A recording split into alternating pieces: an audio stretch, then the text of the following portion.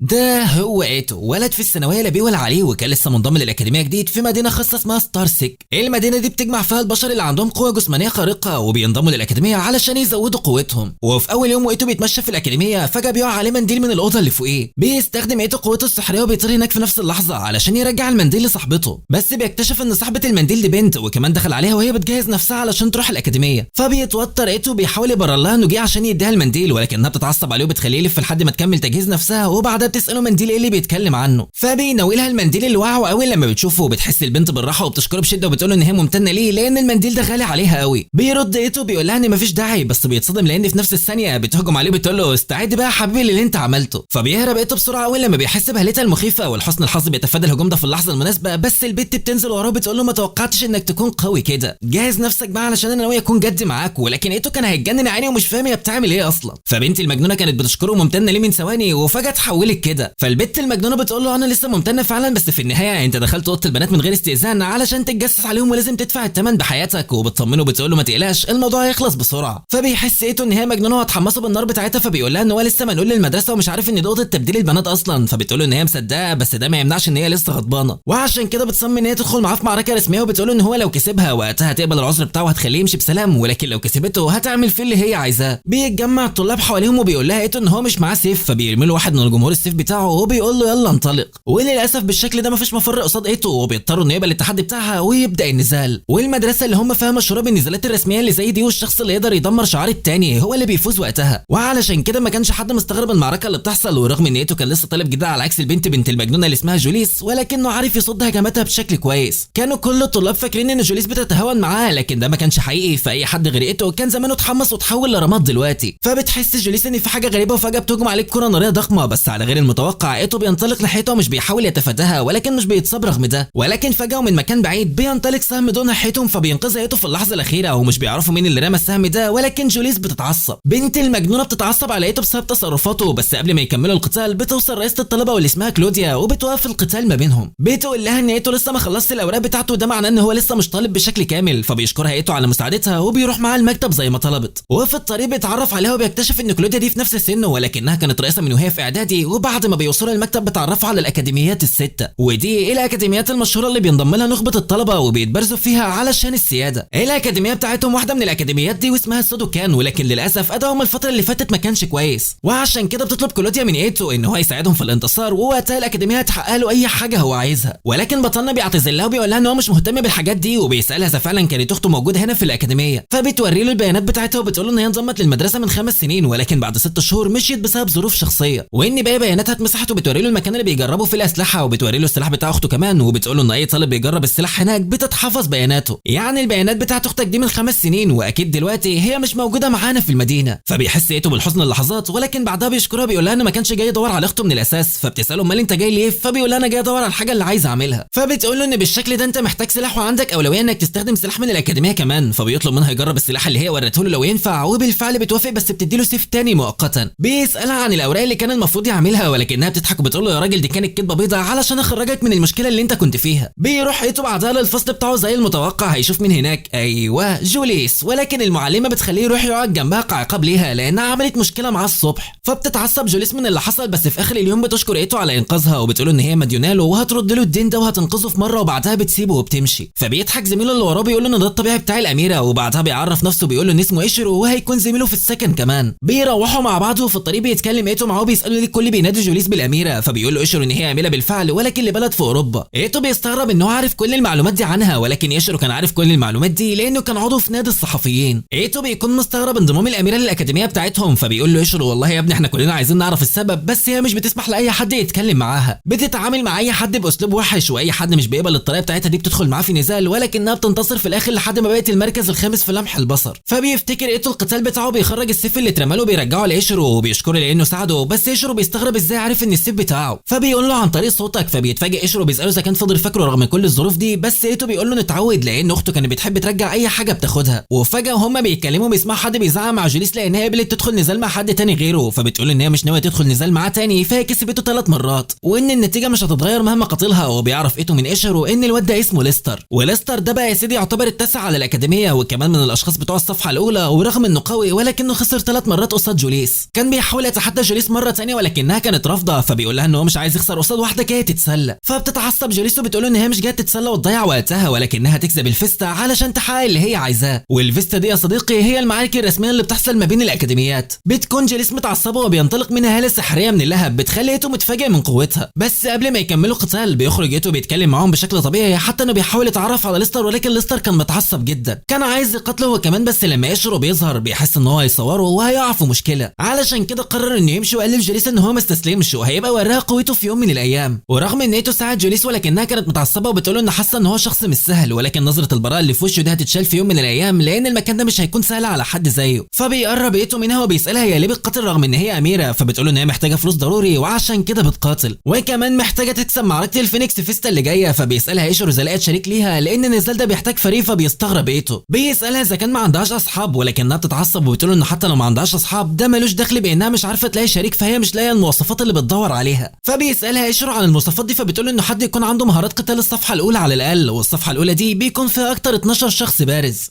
بمعنى تاني ال 12 شخص دول هم اقوى اشخاص في الاكاديميه. وبتكمل المواصفات بتاعتها بتقول ان كمان يكون عنده سرعه بديهه وتفكير واراده قويه وروح نبيله زي الفرسان. واثناء كلامهم بيضطر يشعر انه يمشي، فبتكون جوليس هتمشي هي كمان، ولكن ايتو بيوقفها وبيسالها بتوتر عن طريق مسكن الاولاد. هي عين الواد جات له تروما من ساعه ما دخل الاوضه بتاعتها بالغلط. فبتضحك جوليس اول لما بيسالها، بتقول له ان المفروض كان بص على الخريطه بعد اللي حصل الصبح، فبيفضل ايتو باصص لها بدهشه، فدي اول مره يشوفها بتضحك. ولكن جوليس بتتكسف وبتتوتر وبتقول ان هي بتضحك عادي في اوقات كتير، وبعدها بتعرفه مكان السكن بسرعه.